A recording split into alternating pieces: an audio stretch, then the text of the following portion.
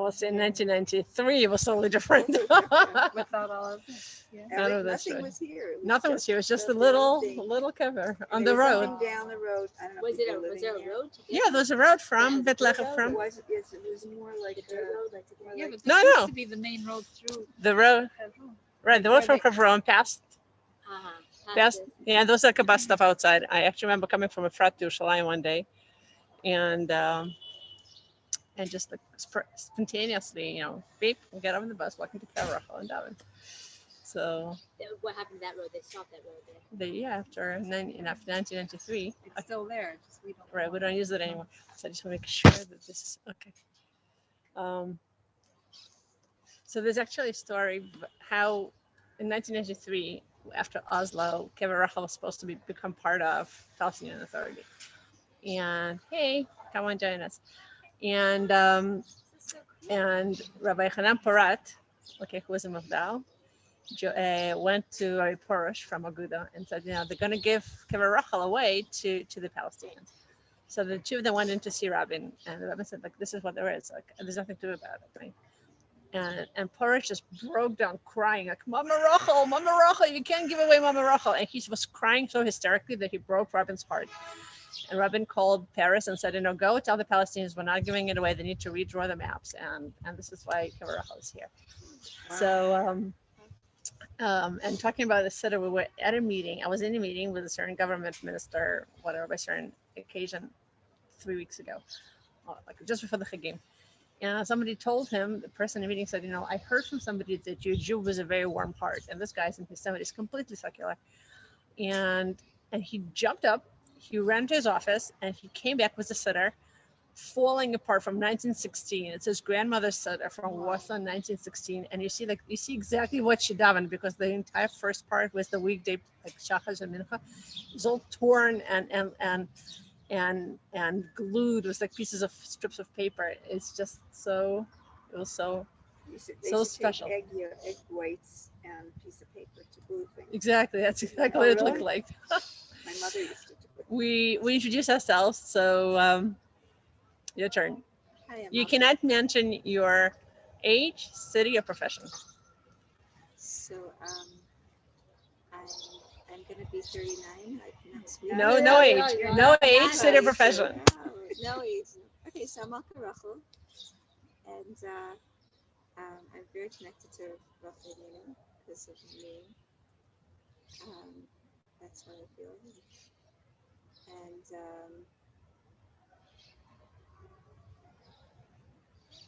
my birthday's coming up, so it's very exciting. It's like connected to the art side of Rachel. So I just thought I should do this for myself for a birthday present. It's true. Were you on Leah's retreat to? Yeah. I remember you. Yeah, Yeah. you bought my book. Yeah. You. Too. Good stuff. That's right. And Sarah joined us in Har Shmuel. When we went to Kever Shmuel. Also with Hebron. Right. I was at Hebron. Okay, so I'm going to start with a personal story. Like I said, my daughter got married two weeks ago, and thank you. So we were supposed to go to Ukraine, and Rivka and I and my daughter and some more people on Lag BaOmer. And then we bought the tickets, and the day we bought the tickets, the government announced a travel warning, and we thought like yes, no, and we said not to go in the end. So we returned the tickets and went to Miron instead.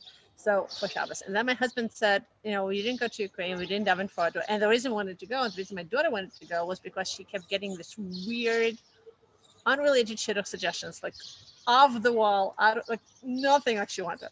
So one day, she's totally against going out of Israel, but she came to me one day and said, Mom, I don't know, I'm hearing with this, one of the rabbis calling my name. And he's like, tell me to come. I don't know which one it is. I need to go. So we need to go. So this is how this is how like I get motivated to go despite Corona and the war and everything. There was war in Ukraine at the time. So we couldn't go. So my husband said, well, let's go daven at Kever Rachel. If you can't go to Ukraine, so let's go daven at Kever Rachel for our daughter. So we walked in with that. walked out, and we're standing at that corner where the buses are at the roundabout. It's like 10 p.m. And hello, Hannah, how are you? And my husband has this idea. There's a guy who's married in a vrech here at the yeshiva that painted our house 2 years ago. And my husband said, how about I call him, the boy, for, he has a suggestion, somebody in the yeshiva for our daughter. So he whips up the phone and starts looking for the phone number. He can't find the phone number. And as he's looking for the phone number, I see a car pulling out. And said, look, maybe that's the boy. Maybe that's the guy. I mean, how many Avrechim are there in the yeshiva here, right? So maybe that's the guy. And he looks, I was like, oh, it is him. So he flags him down and he's like, hi, what are you doing here? And the whole 9 yards. Turns out the Arabs, he was parked here, and the Arabs were throwing stones into the parking lot, and he decided to move his car to the other parking lot so his car wouldn't get hit. So we have this conversation. What do you want? We're looking for. He's, I have an idea for you. So they go back to start looking for the boy in the dorm, and they don't find him. And it turns out the guy's in the army. And then he's like, I have another idea for you. So I have another idea for you. And the long story short, my daughter is married to this idea now. So Wow, and the guy was in this yeshiva, but they sort of, this yeshiva was too big. It was all of 60 boys. It split into two yeshivas of 30 now. So they're in yeshiva in remote, but It's yeshiva 60 days. they had 60 boys, and now half of them left to remote. So That's amazing. so I in part it came because it's because I wanted to talk about what. Right. So they had the wedding for, but I came back also to say thank you to Rachel Amenu for organizing and arranging this marriage. What I want to talk about today before we go to Daven and Rachel is to understand what is so special. I think Rachel Amenu is probably the least understood, one of the least understood female characters in the Torah, and as our mother, she is Rachel Imenu, and she's the quintessential mother, right? So she has a certain character trait and a certain approach, together with Leah Imenu, that I think is very helpful for us in overcoming our challenges, right? Because if you read Rachel and Leah's story, they both sound very tragic. But I think if we take the lesson, we can take that to overcome our own challenges and approach them a different way. So I'd like to start with a little meditation. If you're okay with that, please sit down comfortably in your chair and just put everything out of your hands. You can put it on the floor and sit back with your back against the back of the chair. Put your hands on the lap. Okay, and just relax your body and take a deep breath through your nose into your stomach, and a breath out, and another deep breath in through your nose,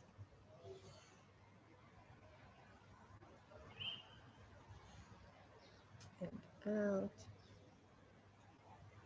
And try to make the next breath a little bit slower, a little bit deeper, but more relaxed.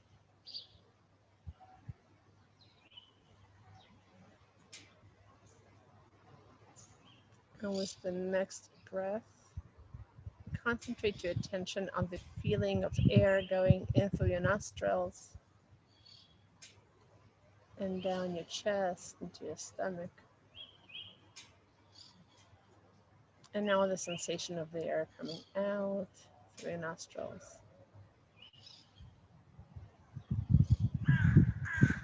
Continue breathing deeply and slowly in a relaxed manner, and concentrate on the feeling, sensation of air coming in and out.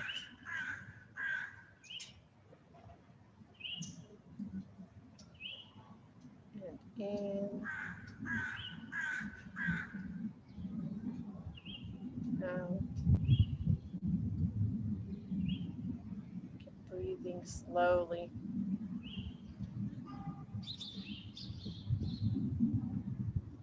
And now see yourself stepping out into a field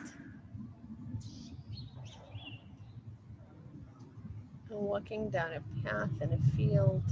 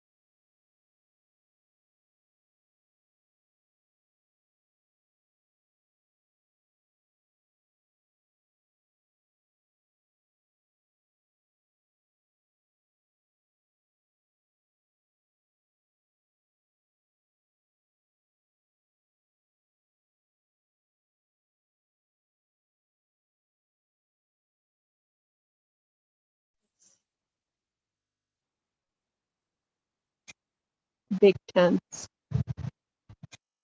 and the flock of sheep and camels.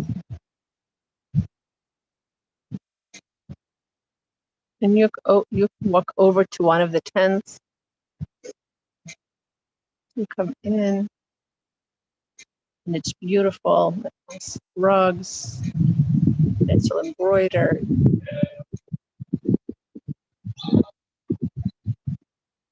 And it has this homey, friendly atmosphere.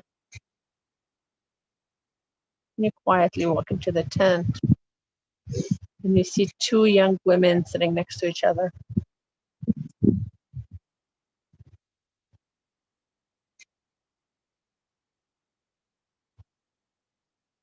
And they're talking. And you choose a corner, and you sit down in the corner. And you can see the love and the connection between the two women as they talk.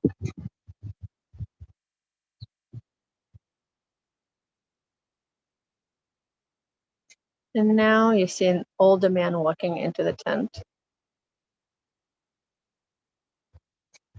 And he walks over to one of the two women.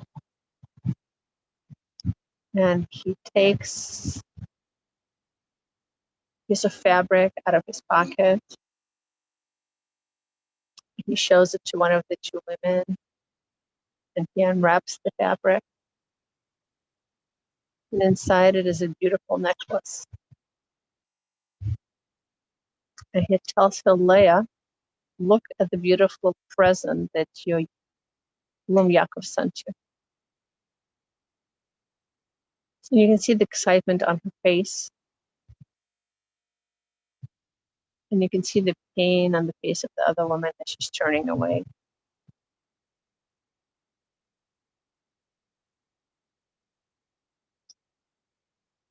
And then you can see Rachel conquering her pain,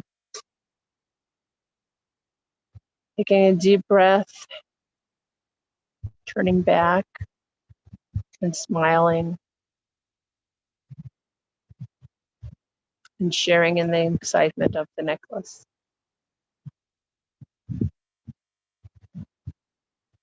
And the older man walks out.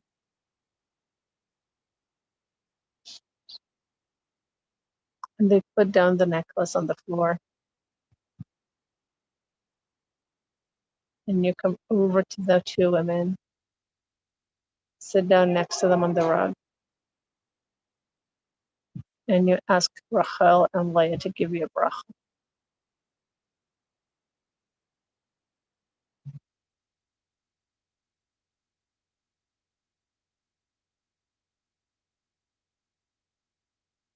And you put their hands on your head.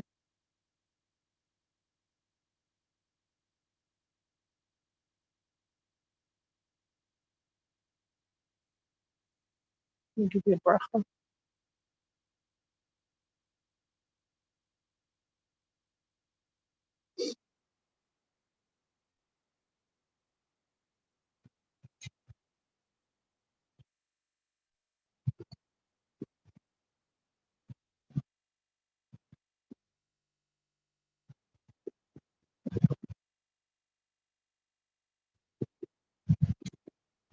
Look into their eyes and see how much they love you.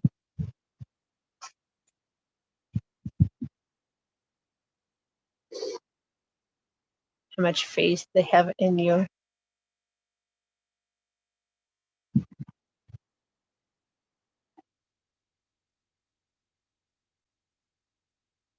And they give you a hug.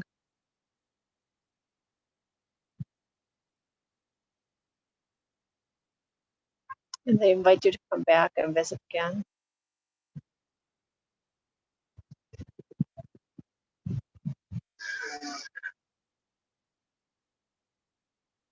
And slowly you get up and you walk outside the tent.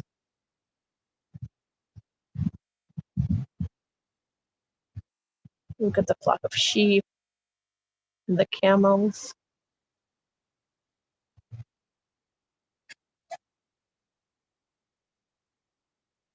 down the path to the cave. You pick up the candle and walk through the cave, through the tunnel, back forward in time to present day.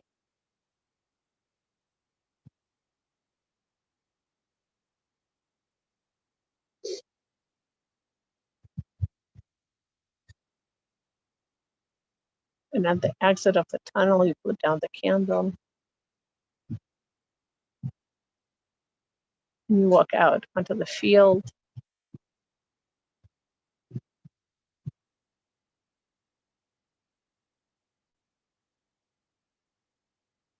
And now you take a deep breath in and out.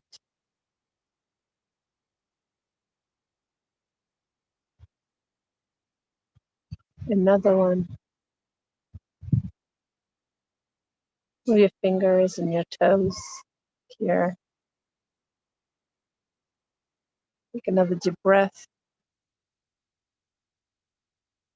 And slowly you can open your eyes when you're ready.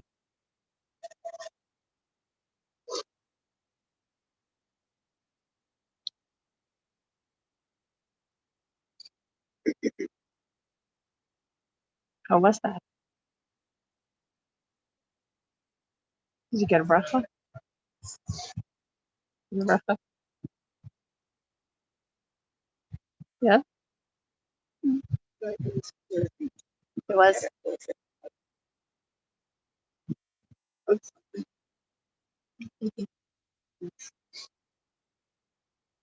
So there was a twist there in the story, right? That was Lavan coming in and giving the necklace to Leah and not to Rachel. And this is something that, no, it's Lavan. So Chazal teaches, we think that Rachel, when we think of Rachel, we think of her as this woman who did one heroic act, this one heroic day in her life where she could have gotten married to Yaakov Avinu, and she decided that she's not going to embarrass her sister, and she's going to let her know, the secrets, the simanim, and that was the one heroic act. And Chazal tells us that actually that's not the story. The story is that Lavan, because then we have a big question: how could Leah and Meinu go ahead with the deception? And it's very clear from later on in the Chumash. It's fitting, right? So it is very clear later on in the Chumash when Reuven comes with the flowers and Rachel asks the flowers, and Leah says, "Well, you took my husband. You want my flowers too?" Something doesn't add up in that conversation. So what Chazal tells us in Tanhuma is that actually Lavan told Leah from the get-go that Yaakov is supposed to marry her, and Yaakov would send Rachel presents, and Lavan would take the presents and give them to Leah. And her, oh, look what your chatan sent you. Oh, look what your chatan sent you. Oh, look what your chatan sent you. And Rachel would see this and stay quiet and not say anything so as not to embarrass her sister. And then, But she knew that they were meant for her, but she played along so as not to embarrass her sister. So this went on for 7 years. And then when Yaakov gave her the simanim, what were the simanim? The simanim were the chalachot of Nida, Chala, and Adlakat Ner. And Yaakov told her these are the simanim. These are the things that are. These are the defining moments of Sarah's tent, right? So Sarah's and Rivka's tent. So he gave this information over to Rachel, and then Rachel just taught it to Leah, like, oh, listen, Yaakov told me these bizarre things about his family. Like, we don't do this here, but they do. And she gave her overall the information so that when Yaakov questioned and quizzed Leah on the halachos, she knew all about it because Rachel told her the information, but she never knew she got any kind of secret code. And then after the wedding, there was this whole exchange between Rachel, Lavan, and Yaakov that she wasn't privy to. And then he married Rachel, and Leah was, what do you mean? You were supposed to marry me like after a week. Why do you marry me? So she was very taken aback. And then she also wasn't favored. So Rachel did not do this one heroic act of vitur, concession. She actually had like a whole lifetime, 21 years of silence. It wasn't one, and she took that secret with her to the grave. So Chazal say that what Rachel did, she grabbed the spindle of silence. That's how they call it. Tafsa pelech shtika. So first of all, she was completely justified in not being what?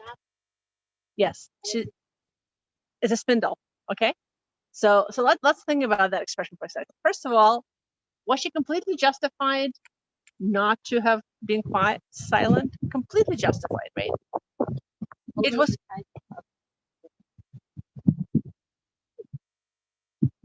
start to finish from day one. She could have said, excuse me, this is not meant for Leah, this is meant for me. Like she could have just set the record straight on day one and changed the entire course of history. Okay.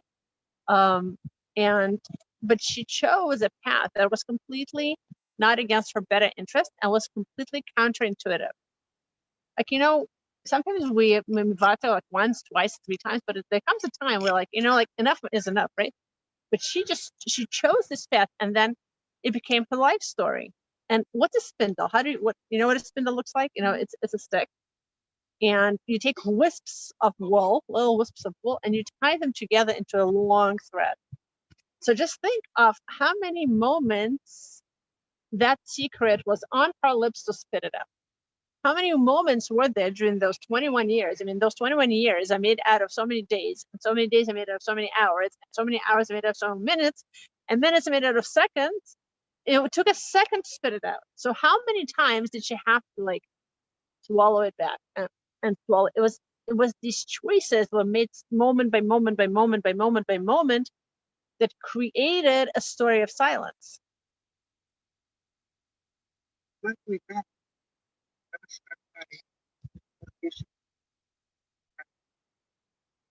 she was very hurt, that she gift, she gave a broadcast to me.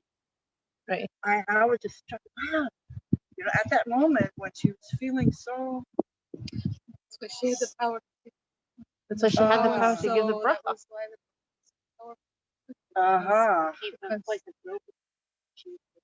From her return. There you go. So Rachel chose a path of silence, and she weaved it into a life story of silence.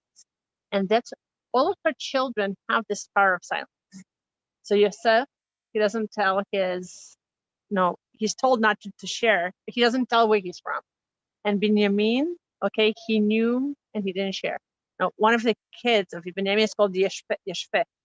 Yeshpeh v'lo medaber. So he has the mouth, he knows the secret, but he's not divulging it. And Esther doesn't, she's told not to talk. She doesn't talk.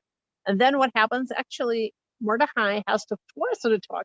He says, if you don't go to Hashverosh, at beit avich tavedu. What's the beit avich? Like what does it have to do with your father's house? He tells her the silence is the defining character traits of our family. Like we got it from Rachel. I mean, we're silent. We don't talk. We're very tzanua. Also, Shaul was very tzanua. So this is like the defining character trait of our family. But you cannot take this defining character trait that we've been preserving and now hide behind it, not to save the Jewish people. It's either you control it or it controls you. So you need to have the power to now go against the defining character trait of our family, because this is what Hashem wants from you now. And this is not the time to be silent. Okay? So this is Rachel's work. Now let's look at Leah's work. Leah thinks that she's supposed to get married to Yaakov, and she marries Yaakov, and everything's fine and dandy. And then a week later, she marries Rachel, and not only that, now Rachel is favored, and not her. And she must have been heartbroken, because she's been waiting for this marriage for 7 years. And she doesn't understand what's come over everybody, what's going on here.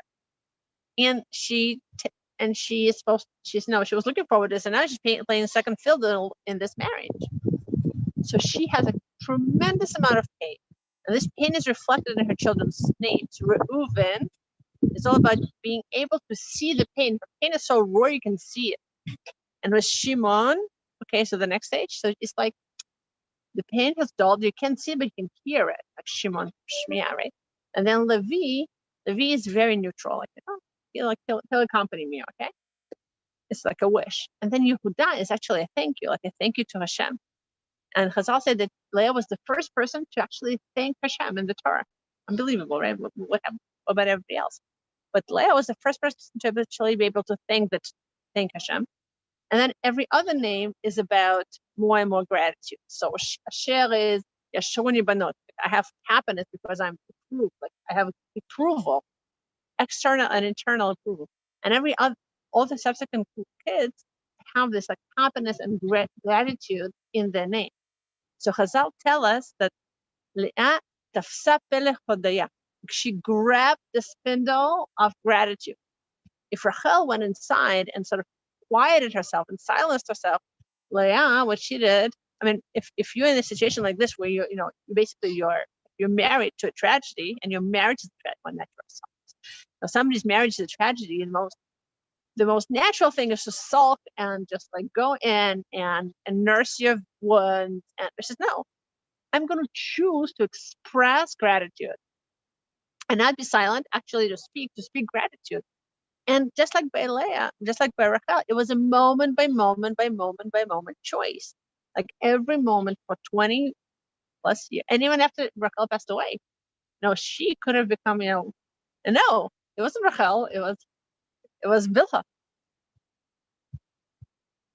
They're not with us, but no, they always join.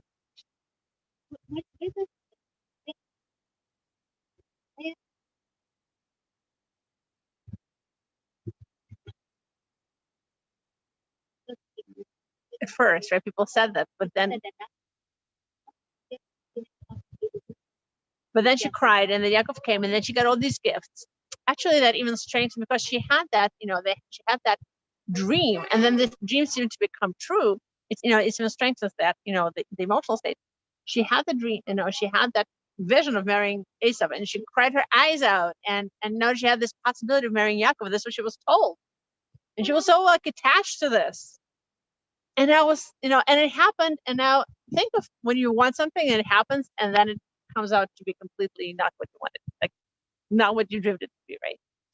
So, but she chose this path of gratitude, which was also counterintuitive, because intuitively what you would expect a person in such a situation to do is to go inside and be sad and nurse their wounds and be in the victim mode.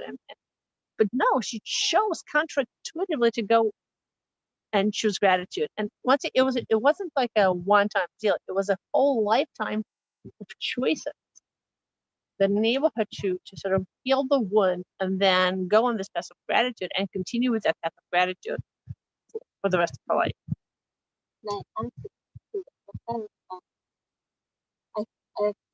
Her mistake in the end of like that, she didn't be over her husband.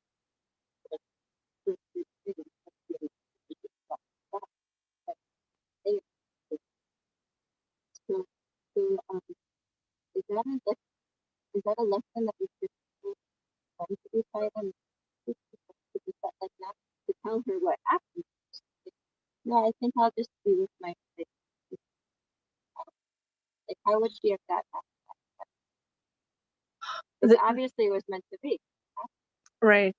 Because then they say because of that she's not buried with Yaakov. She's not buried with Yaakov for different reasons. I mean, that's what the Chazal say, right? I just learned it. Yes, 2 different ways. The reason why she's buried with Yaakov is because Yaakov cursed her. She hit her father's idols. Where are my idols? Whoever has them, they should be killed. He didn't know that she would be. Right. And then I heard another member who said that the reason why she lost out, he says, oh, you could lay with Yaakov. The lay means lay with him in the kever. So on a deeper level, I mean, there are a few parushim of why this, how this came about. There's a deeper commentary that the Lubavitcher Rebbe gives, and he asks the question on Yaakov Avinu. He says, if Yaakov Avinu, he wanted to marry Rachel, but it turned out that he married Leah. So what would you expect a person with Emunah to do? Like any person with Emunah, like if this is what happened, this is what Hashem wanted to happen, right? Just like you said, if I wanted to marry Rachel, but everything turned over and it's Lavan, but it's not him, it's him, right? Like him, right? So I married Leah. So why was he so upset? And why did he still insist on going back and marrying Rachel? if clearly Hashem orchestrated everything for him to marry Leah? So the Baba Rebbe says as follows. It says that Rachel is perfect. She's perfect in her, in how she looks. She's perfect inside. She's perfect outside. And so Yaakov wanted to marry Rachel because he wanted to create a nation of perfect people. Like he was Tom, he was perfect, and she was perfect. And he said, if two perfect people meet and marry, then we'll have this nation of perfect people. And Leah, so Rachel signifies a tzaddik, and Leah signifies a Baal Tshuva.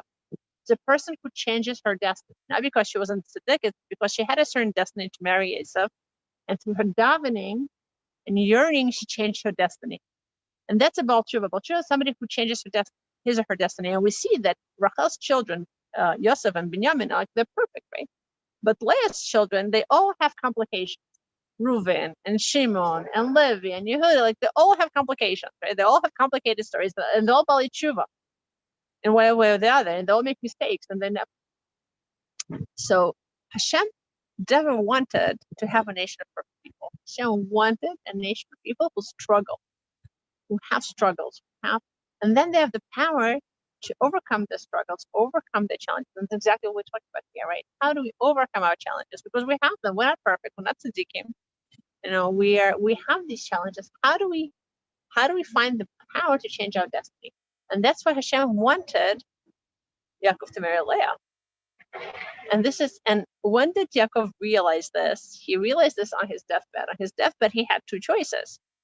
Right? He could get married in Bethlehem or in Hebron.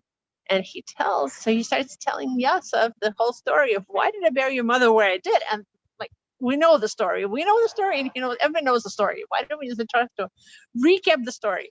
Because he has this dilemma of who in the end, who is my true wife? Who is my true quality? And something in his deathbed that he understands that Hashem wanted all along was for him to marry Leah, and that's why he's buried next to her. So yes, the complications of the idols and the that night and the whole. But in the end, it's all about what did Hashem want. Whatever kind of a nation does Hashem want to create? And in the end, we have the Rachel work and the Leah work. So One both. It wasn't just one. Right.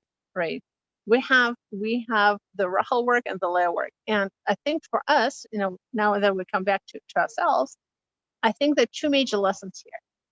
So lesson number one is that we all each have an individual path of work. And we can see that Rachel and Leah, they're twins, right? They're twins, but they have completely divergent paths of avoda. This one, her path is silence, and hers is gratitude. Hers is inward, and hers is outward. Right. That's why Dina, which is opposite to what you would expect. I don't know about the nature, but it was opposite to the circumstances of their life. Right. So by the way, by Rachel, all of her children have this mid of silence. By Leah, all of her children have the mid of gratitude. And so it says. Right. So Hodaya and Hoda'ah. So they say that Barei Hoda'ah. Hoda'ah though is not gratitude. Hoda'ah is acknowledgement. So the Malbim says Hodaya and Hoda'ah, they're two different words. Okay, she has this gratitude, but they have this ability to acknowledge, like David, right? David acknowledged his sin, and Yehuda acknowledged Tamar. So David, when they're wrong, they acknowledge. The Malbim explains that human nature is to deny that anybody did anything good for you. So deny your, that you own anything, or deny that you did any wrongdoing. And gratitude is acknowledging that somebody did something for you. So that's how the two connect. So coming back to us, the first lesson is that we have divergent paths in Avodas Hashem, and we really need to own our own path. And it doesn't matter what other people do, because other people have their own paths of Avodas Hashem, have nothing to do with ours. We need to be very clear on what's my path of Avodas Hashem, what Hashem wants from me. And usually it's very counterintuitive to what I'm justified to do. Yes, I'm justified. I could do this, I could do that. And in the circumstances, I'm perfectly within my right to. But Hashem very often wants us to go out of the place of I'm right. It's not about who's right. It's about what does Hashem want me to do here. You can be very right, but that's not what Hashem wants to do. And very often that's where our struggle is, because I'm completely right here. I'm within my right. It belongs. I should be. I could be. But that's the challenge of choosing a path of not what's right and what's, intuitive and what belongs to me, but what does Hashem want me to do here, and what does Hashem want me to grow. And the second part is that it takes that spindle of moment by moment by moment by moment by moment by moment choices is the only way to overcome. It's like moment by moment work of making a choice and then making that choice again, then making each other again and again and again and again. It's the continuity that creates that ability. So I'd like you to think of a challenge that you have had in the past, few days, few weeks, a challenge that has been, or maybe a challenge that been with you for a while. Maybe take a couple of moments to close your eyes and just to let something come up for you. No.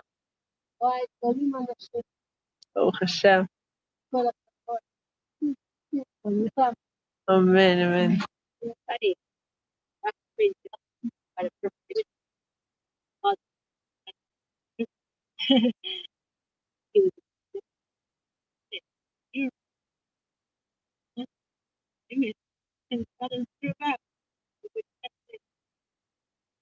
Right. And he was right. And he was right. He was right. He was He was right. Right. Okay. So let's take a challenge that's something that's been challenging you maybe for a few days, a few weeks, or maybe it's a challenge that you've had for a while.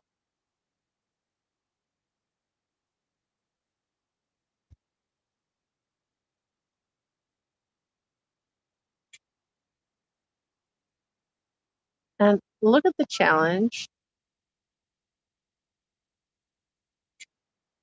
And look at the voice within the challenge that says, I am right.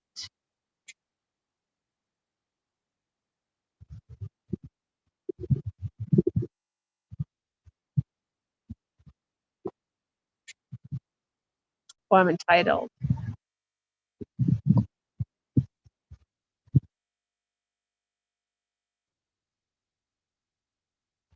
Or I'm a victim. Or somebody did something to me.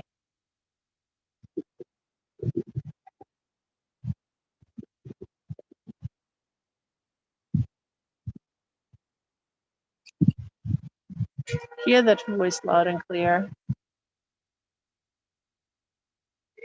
What does it say?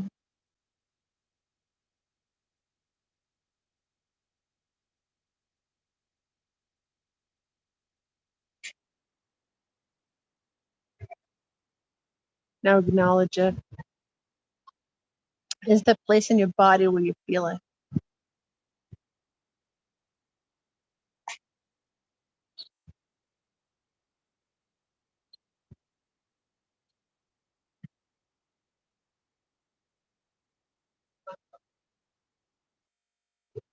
And give it warmth.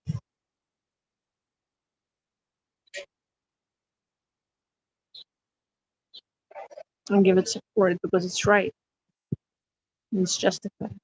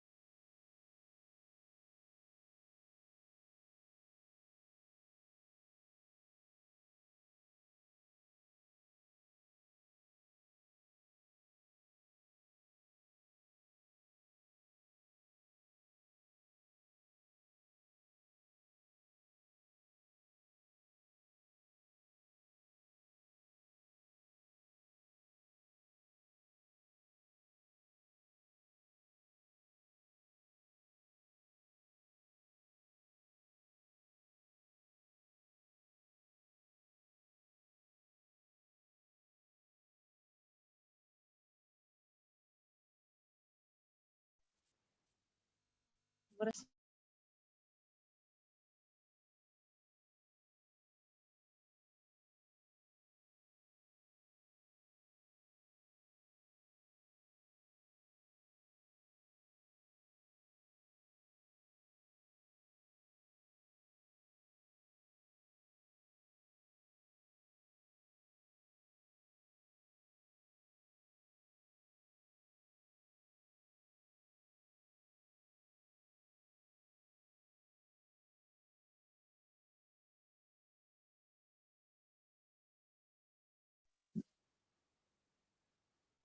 Let's see if you can see a light from Hashem coming down and giving you a message of what Hashem wants you to do here.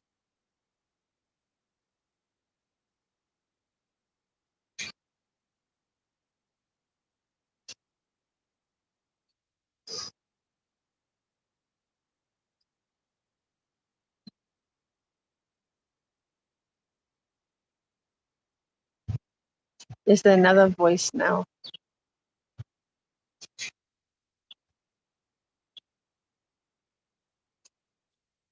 And what would that voice look like, live moment by moment? What's the decision that is required from you moment by moment to be able to live that new voice?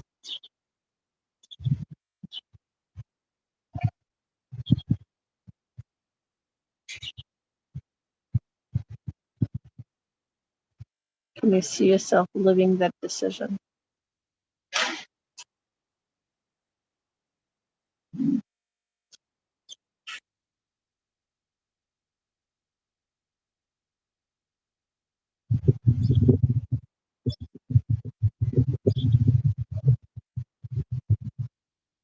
And can you feel yourself at peace with that decision?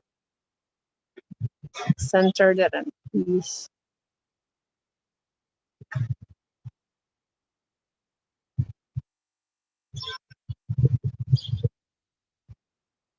See the decision spin out into a thread of a lifetime.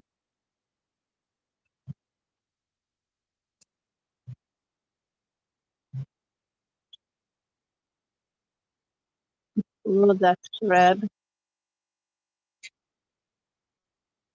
to the ripe age of 90.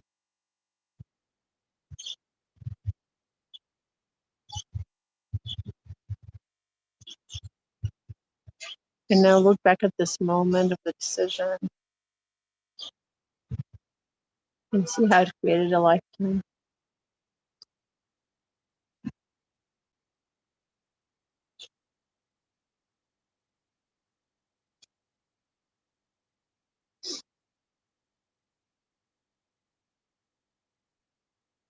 Take a deep breath in.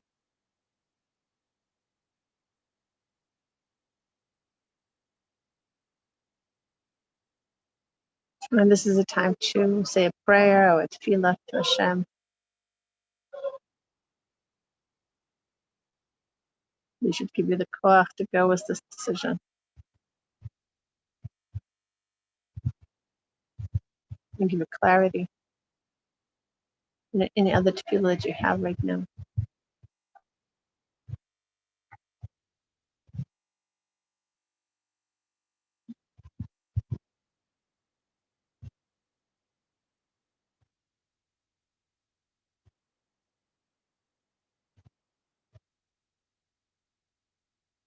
Take a few more deep breaths.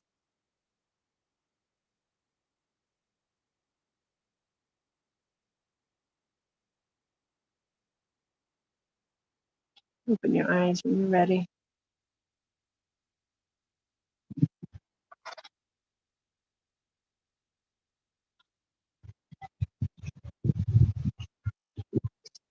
Today I have to go to just like I thought I just be rough like awkward. They have the same struggle. Leah lived, I think, So 38? Mm. No, wait, so 37 was Rachel, and Leah lived till she was 45. They like adults. Right. But why do they struggle? They will both start with struggles. We really don't hear anything about Leah after Rachel passes away. We don't know anything. Yeah, we don't. Right? No, we don't know Do anything. What? Never heard. I don't think so. I don't. I mean, I can look it up, but I don't. I'm not aware. So, What about Bill Hutton? so they are buried in Tveria. Today? There's a place called Kever Mahot, and they're buried in Tveria. You've Why been there? did they die now? Huh? There's four in There's Mahocha. more. There's a Regal and Elisheva. Oh, really? Yeah. I still never found it. I've been there. I have it on an itinerary of a trip I plan to do one day. So Bezat Hashem. Anything you'd like to share from what I I can go back this wedding that we made. That's connected to Rachel. For us, it was there's like a lot of vitur we had to make, and we had many complications around the actual asana. And in the end, like 2 weeks before, it really blew up, and we actually had to make like a conscious choice of we're going to be happy at this wedding, and to actually be and like put everything aside, put all the like things happening aside, put like whatever could go wrong aside, and just make a conscious choice that we're going to be very happy and we're going to make a happy wedding, and we're going to put all the drama aside. Yeah, and it was so hard because we were right and justified, and we had every right to be right, and you have this like thing of, am I going to be right or am I going to be happy? And we just decided to like put everything aside, just be happy for for this wedding, to have the right atmosphere that it needed to have. So I very much connect to this, and I think like thinking back to the fact that it's Rachel Imenu who orchestrated this whole marriage, and her vitur, like that gave us the koach to be able to have it. and this whole, and our crisis happened on Yud Tishrei, which is Rabbi Nachman's yahrzeit. Everyone always challenges me. Rabbi. Every time I go to Uman, I get a challenge. This year I didn't go to Uman, so Rabbi Nachman came to me on his yahrzeit. So if there's anything you'd like to share that was either resonated with you, or maybe think about your own challenge. So this is obviously it all stays here, and we're all in the same boat really. Our challenges take different forms, but we all I might share. My challenge is having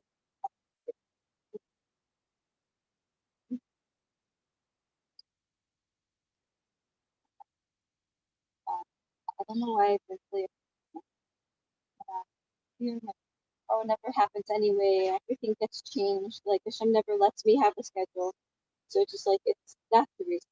But I think it's more like having a set time of when I'm feeding my kids, having food ready, and basically it revolves around food. And I just realized that I'm probably like just a little bit like angry at Hashem.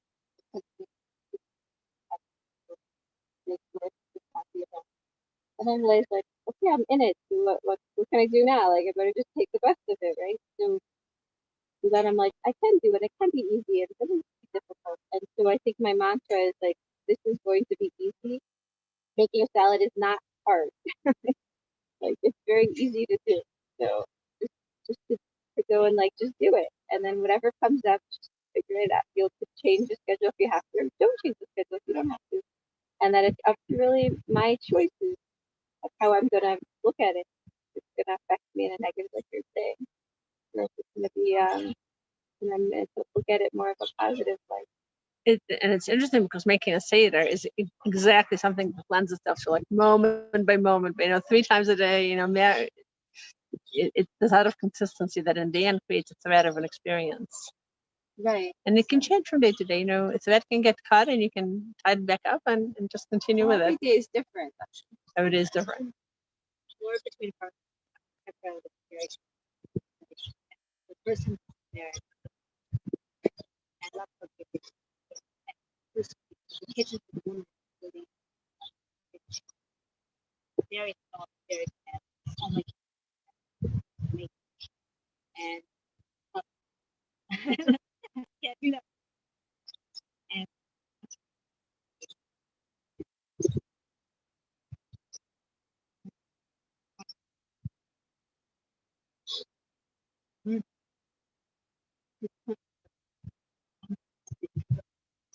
patient like they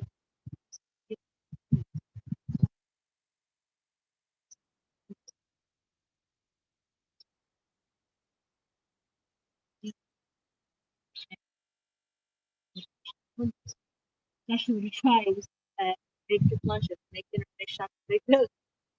Feel like food.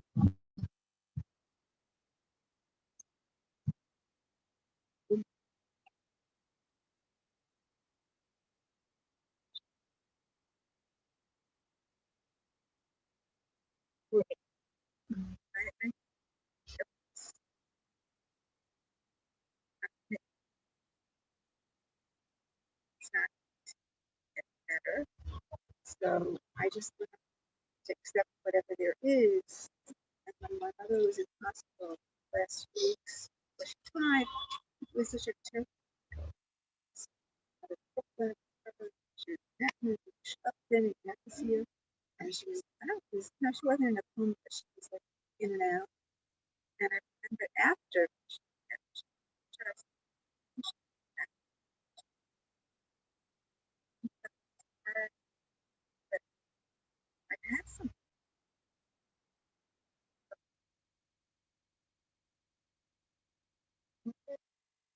pleasure. Enjoy it, but just live with it that way. It's not going to be the way, and you accept it. And you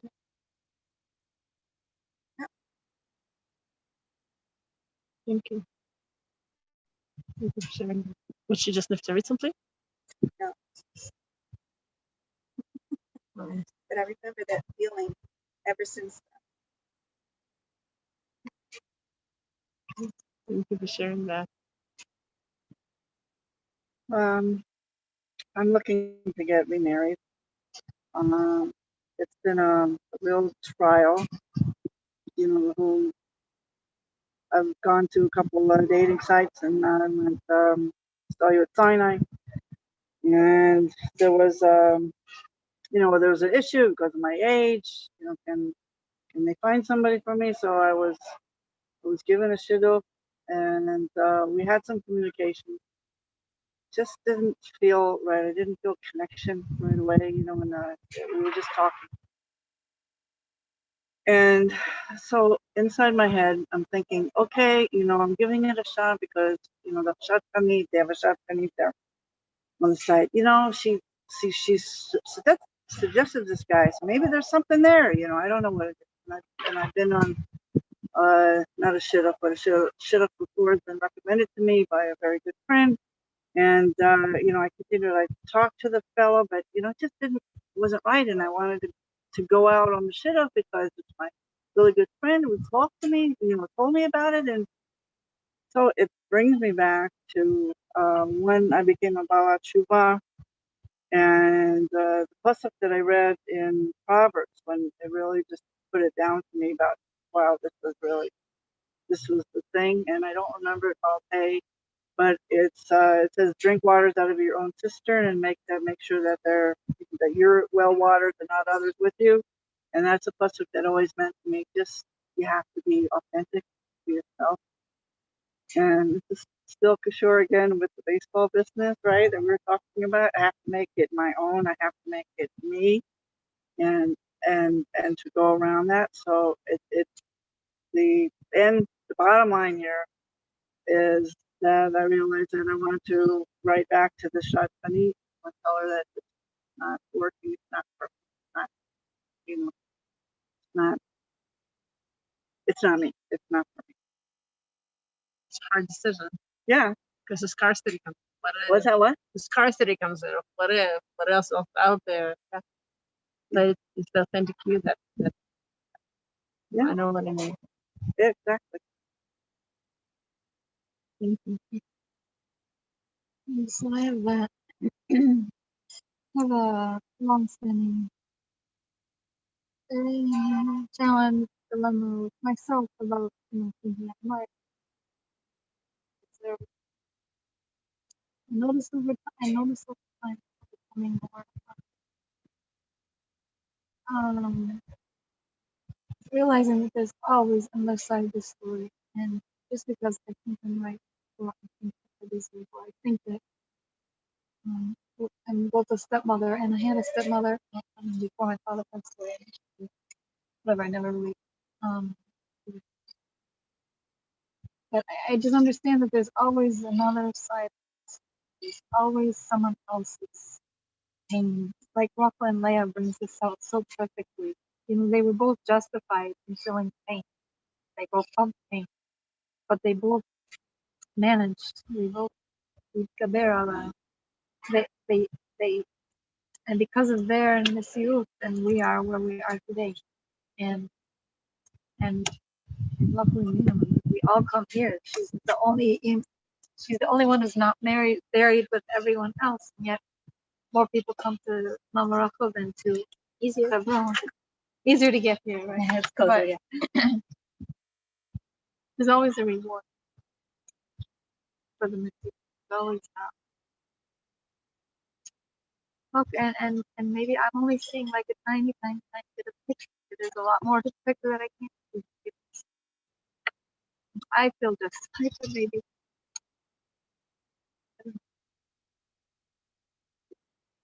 be able to understand that there's a much bigger picture.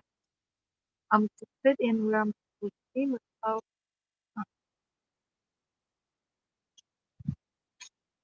bringing other people in. And I don't think I'm just coming up now. I think the Rachel Leah story, they were both justified for sure, and they were both right, depending how you look at it. But wait, but instead of taking that I'm justified and okay and taking it over each other, they both took to their own blood of Hashem.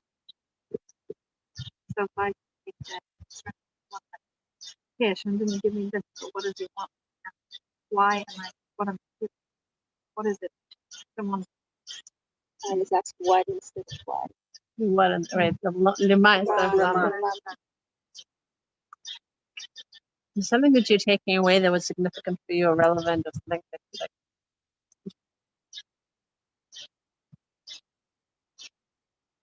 I mean, I can keep going. Rachel and Leah are so fascinating, and there's so much depth into every little bit that I learned about Rachel and Leah, and the two sides of that story. And like my whole life is being on two sides of the story. So, and their messiahs is why we're here. Just that every time we deal with the challenge and do the right thing, then we're helping so many other people, like the families, maybe probably a lot more.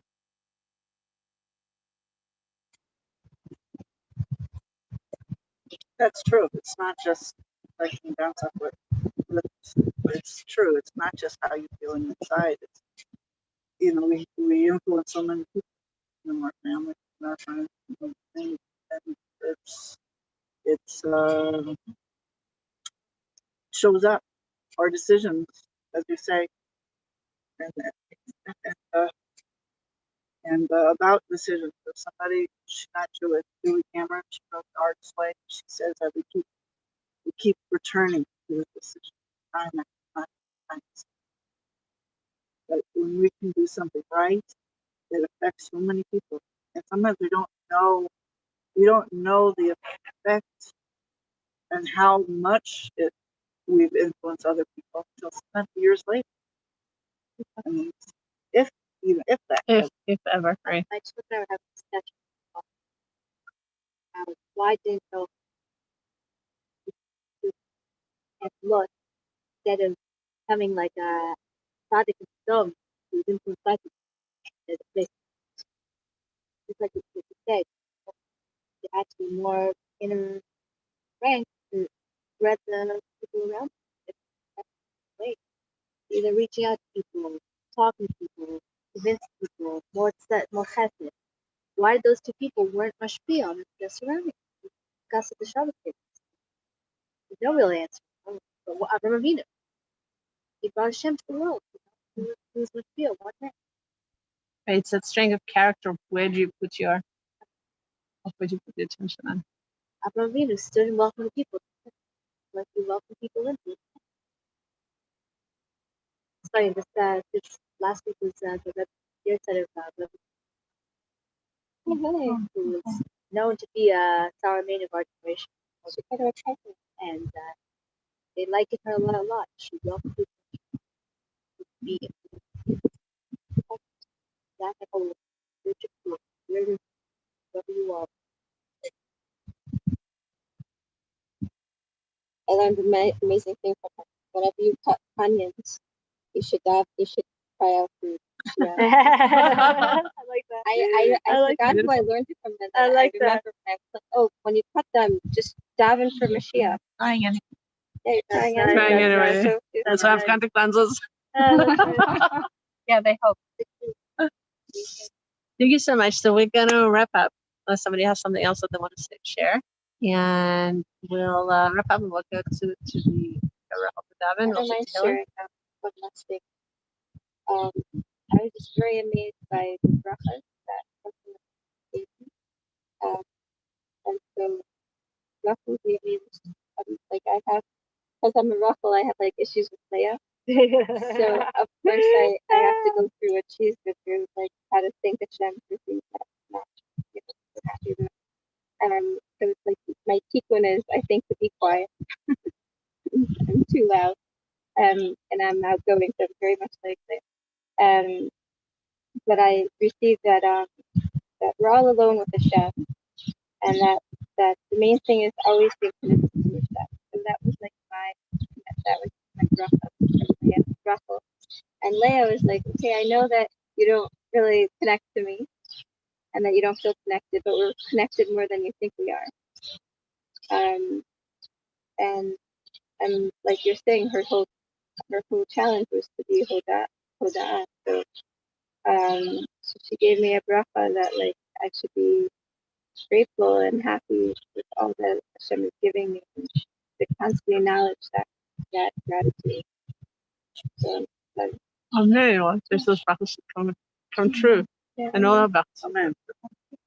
Okay, so we'll go into the kever Rahel Davin. Just gonna fold it. Ah? בדיוק סיימנו.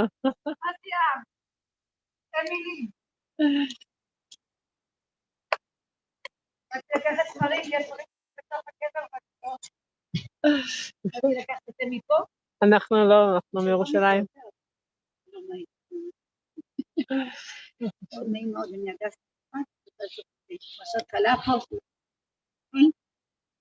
זו נצטרף אלייך בפנים. מה? זו נצטרף אלייך בפנים. איפה אתם? בירושלים, לאדמים. Yes, Hannah. Thank you. This was so Thank you. powerful. I feel the energy and one moment at a time. Weaving that spindle of gratitude is a constant avoider, but it's definitely pays off. Absolutely. So Thank we're going to go into the kever Rahel now, and you can say Tehillim alongside with us. Oh, I love that. What a bracha. Thank you. Thank you Thank for you, this Hannah. gift of energy. Thanks. Thank you.